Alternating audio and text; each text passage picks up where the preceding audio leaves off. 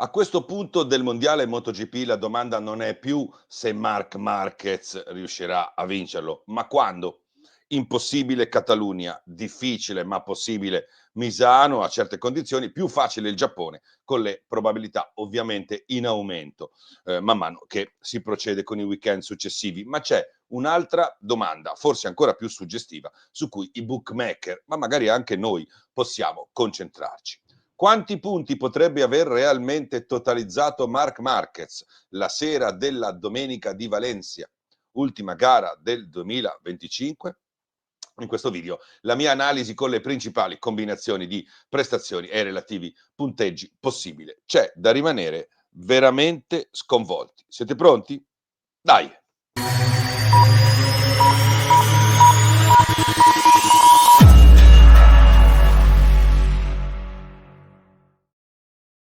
Ciao da Mr. Helmet. Inizio col dire che sono un analista, non un sentimentalista. Vi parlerò di Marc Marquez dal punto di vista dei numeri, delle opzioni, delle possibilità. Non ci sono desideri o tifo da giudicare in questo video, ok? Quindi mi raccomando. Con un ruolino impressionante, partito a suon di vittorie di sprint e gare lunghe, poi interrotto da qualche passo falso e qualche replica degli avversari, ma ripreso in modo veramente impeccabile con 7 doppiette negli ultimi 7 weekend, di Marc Marquez non ci si chiede se vincerà il mondiale o anche quando, ma soprattutto quanti punti farà alla fine. È veramente la curiosità più potente, perché misurerà la differenza che ci sarà fra lui e gli avversari a fine campionato e potrebbe stabilire a 3 anni dall'introduzione delle gare sprint nel 2023 un record che potrebbe resistere davvero a lungo, se non per sempre. Ok, iniziamo col dire, ma questo lo sapete già, che un weekend perfetto, ovvero con vittoria di sprint e gara lunga, offre 37 punti. La combo delle due vittorie è di 12 più 25 e non ci sono punteggi extra per chi vince tutto. Per cui, ripeto, 37 punti. Ok, ma da dove partiamo? Dal fatto che ci sono stati 14 weekend di gara e Marc Marquez ha 455 punti contro i 280 del suo inseguitore Alex Marquez, che poi è suo fratello. Una differenza di 175 punti. Nel 2024 il leader del campionato Jorge Martin, dopo 14 weekend di gara, aveva 341 punti contro quelli del suo inseguitore Bagnaia, che ne aveva 317, quindi una differenza di 24 punti. 455 punti fatti dal leader contro 341, 175 di differenza quest'anno, 24 nel 2024. Ok? Nel 2023, dopo 14 gare, Bagnaia era leader con 319 punti contro i 316 di Jorge Martin, una differenza di 3 punti. Quindi 455 punti quest'anno contro 319, 175 punti di differenza quest'anno contro 3 punti del 2023. Adesso però diamo un po' di numeri attuali e vi prometto che rimarrete sconvolti. Voi però iscrivetevi al canale, attivate le notifiche e magari scegliete di supportare Mr. Helmet con un abbonamento, il cui costo è molto molto più basso dei numeri che sta totalizzando Marc Marquez e anche più basso della differenza che c'è fra lui e i suoi avversari. Quindi iniziamo. Allora, restano 8 weekend e con dei calcoli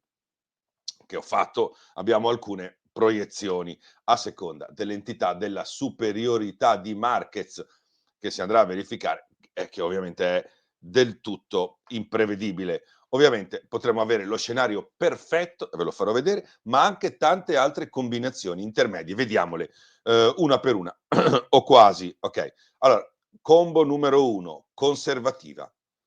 75% del massimo punteggio ottenibile con una media di 27,75 punti a weekend. una media, ed un risultato finale quindi di 677 punti. Tantissimi, ma siamo solo all'inizio. Combo solida, 80% del massimo, con 29,6 di media a weekend fino alla fine del campionato, con 237 punti, quindi un totale per Marc Marquez di 692 punti.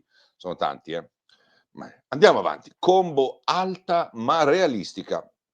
85% del massimo dei punti ottenibili e quindi una media di 31,45 punti a weekend, con un bottino finale di 252 punti e 707 punti finali. Tantissimo. Quando pensate che questa combo qui, alta ma realistica l'abbiamo chiamata, sia già assurda, bene, sappiate che la media attuale di Marc Marquez, grazie anche agli ultimi 7 weekend, è persino superiore. La media attuale di Marc Marquez, infatti, è di 32,5 punti a weekend, e se continuasse così potrebbe farne altre 260 circa e raggiungere la quota impressionante di 715 punti. Ok? Appena più alta della media attuale, che è già altissima, c'è una media bomba, chiamiamo media bomba, del 90%, con 33,3 punti di media a weekend, che lo renderebbero in grado, parliamo ovviamente di Marquez, di raggiungere a fine campionato quota 721. E infine poi c'è la media perfetta. Se vincesse partendo dai 455 punti attuali tutte le 16 gare degli 8 weekend da qui alla fine del mondiale, Marc Marquez aggiungerebbe al suo punteggio attuale ben 296 punti. 296 punti, raggiungendo così il numero spaventoso, impensabile forse fino a poco tempo fa, di 751 punti. Chiaramente ci sono anche altre soluzioni intermedie, queste non sono le uniche combo, è chiaro, ma queste sono le principali, diciamo così, a cifra più o meno tonda, che si aggiungono a quella che sarebbe appunto la media attuale, che lo porterebbe alla fine a 715 punti in un mondiale con 22, attenzione, asterisco, weekend di gara. Okay? Ah, ma potrebbe vincere già Misano, cosa dovrebbe succedere? Ve lo dico velocemente, perché vinca Misano dovrebbe portarsi con un vantaggio di almeno 222 punti sul suo più immediato inseguitore. Possibile aritmeticamente, ma molto difficile. Okay. Comunque, per darmi un'idea della mostruosità di questi numeri che ho appena elencato, perché si dice, vabbè, numeri mostruosi, ma rispetto a cosa? Per darvi un'idea, il primo mondiale con le sprint nel 2023, composto da 20 gare, è stato vinto da Bagnaia con 467 punti. Qualcuno briciole in più rispetto a quello che ha già adesso Marc Marquez, contro i 428 di Martin, quindi 59 punti di differenza. Nel 2024, sempre con 20 gare, Martin ha vinto con 508 punti, 10 punti più di Bagnaia soltanto. Quest'anno le gare sono comunque 22, ma il vantaggio è già smisurato adesso, ok? Parliamo di 175 punti. Quindi sono impressionanti i numeri di Marc e sono impressionanti anche le differenze, ok? Queste comunque sono proiezioni.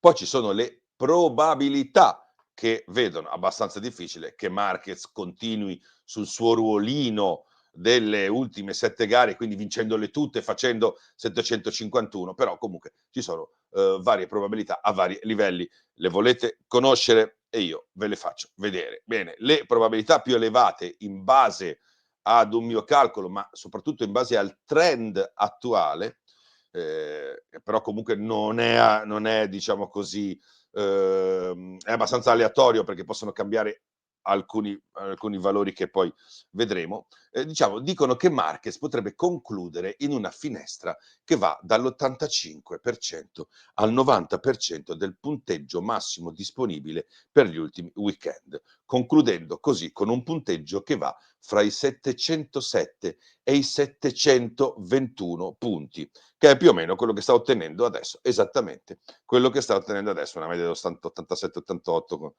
715 punti previsti. Okay? Questi sono, diciamo, questa è la possibilità più elevata. Però quali sono questi elementi variabili che possono influire su queste situazioni? Quali sono anche le varianti che possono influire in questi punteggi, oltre ovviamente alle piste, al meteo e agli avversari di Marc Marquez? Bene, Marc Marquez stesso, ovvero quello che Marquez stesso vorrà fare soprattutto una volta vinto il campionato. Cosa potrà fare? Quali sono le opzioni? 1, potrà decidere di rilassarsi e quindi non rischiare. Oppure 2, potrà decidere di spingere per divertirsi, così mettersi alla prova o vedere che cosa è in grado di fare veramente lui con quella moto. Okay? Oppure magari gli verrà affidato qualcosa da provare, sempre nei limiti delle concessioni che sappiamo che a Ducati lasciano veramente poco spazio. Poi c'è poi un punto 4 che vede l'ingerenza di Ducati o dell'organizzatore per dare una calmata a questo tizio, ridimensionare insomma la punizione per gli altri e lasciare qualcosa anche per lo show. Insomma, che qualcuno arrivi lì e gli dica di mollare un po', okay? Cerchi di mollare un po'. Molli. Ma mollo cosa? Lei non ha visto la differenza tra lei e gli altri due? Lei li fa risultare due cani, questi due. Molli, cerchi di mollare un po', capito? La faccia, se mi permette, a cazzo di cane. Come loro, a cazzo di cane. E funziona, va bene? A cazzo di cane, punto su di lei, a cazzo di cane. A cazzo di cane. Anche se il raggiungimento del record da parte di Marquez in realtà potrebbe essere una delle componenti spettacolo, se non l'unica rimasta, e quindi essere parte già essa stessa dello stesso show. Comunque, poi alla fine saremmo al complottismo e per noi analisti i complottisti non devono neanche esistere. Bene, queste decisioni diverse ad opera di Marc Marquez o esogene, quindi provenienti dall'esterno, potranno portare diversi risultati differenti. Un esempio, Marquez molla un po' e quindi rischiando ancora di meno di adesso vince comunque comodo, morbido. Oppure il fatto che molla fa vincere magari qualche gara a qualcuno, che ne so, suo fratello, Bezzecchi, Bagnaia. Altro esempio, Marquez spinge come un pazzo e vince con dei record, oppure spinge come un pazzo, sbaglia e fa qualche caduta, sempre sperando che non si faccia male, perché attenzione, anche questa è una variabile generale che sta a monte e vale per tutti, non solo per lui. Nessuno è esente da infortuni causa errori propri o di altri. Avendo noi imparato, vedi Austin, che un Marquez che rischia è pericoloso per se stesso tanto quanto un Marquez che si distrae, alla fine ci troviamo un po' fregati e non siamo veramente in grado di sapere come andrà, anche qualora noi conoscessimo le intenzioni, le scelte che ha in mente di attuare il 93 una volta che si è assicurato il titolo. Cioè noi, anche se sapessimo qual è la strategia di Marquez una volta vinto il titolo, in realtà non potremo sapere né conoscerne l'effetto. Ok, va bene, rivediamo insieme il riepilogo in una tabella mentre fate la vostra previsione, che spero vorrete inserire nei commenti. Anzi, vi dico, a chi pronosticherà il numero giusto del punteggio finale di Marc Marquez entro il prossimo il venerdì di gara, diciamo, un gadget di Mr. Elliott. Omaggio. Attenzione, vale anche puntare sullo zero, ovvero Marquez che per qualche motivo il mondiale non lo vince. Boh, ok? È un numero come un altro, è un numero come un altro, però lì il premio non ve lo do perché è una cosa brutta. Ok, allora il scenario, abbiamo una ipotesi confermativa con il 75% del massimo che offre 677 punti, una combo solida con l'80% che offre 692 punti, una combo alta ma realistica che ne offre 707, poi a salire una combo identica alla media attuale che consente a Marquez di arrivare a 715, poi la forma quasi perfetta che lo porta a 721 e il perfect score del 100% dei punti disponibili, quindi 296 per una media perfetta di 37 punti a weekend fino alla fine del campionato, che porterebbe Marc Marquez a 751. Che ne pensate? Avete voglia di mettervi alla prova e prevedere l'imprevedibile Marc Marquez? Date il vostro meglio nei commenti. Noi qui abbiamo finito. Ciao da Mr. Helmet.